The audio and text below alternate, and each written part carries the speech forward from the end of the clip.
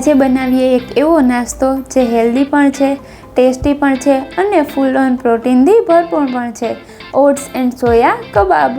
સૌથી પહેલાં સોયા ચંક્સને ગરમ પાણીમાં 5 મિનિટ સુધી ઉકાળી લેવા। ત્યાર પછી તેનું બધું પાણી સારી રીતે નિતારી હળવા હાથે દબાવી વધારાનું પાણી કાઢી લેવું।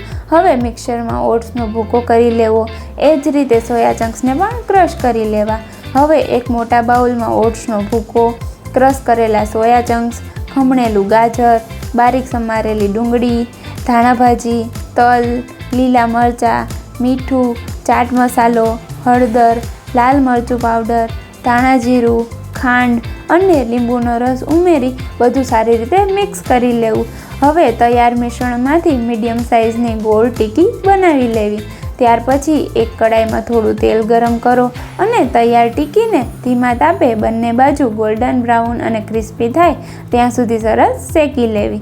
બસ તૈયાર છે બહારથી ક્રિસ્પી અને અંદરથી એકદમ સોફ્ટ, પ્રોટીનથી ભરપૂર ઓટ્સ એન્ડ સોયા કબાબ। બસ આ રીતે ટોમેટો કેચઅપ સાથે ગરમા ગરમ સર્વ કરો ને એન્જોય કરો।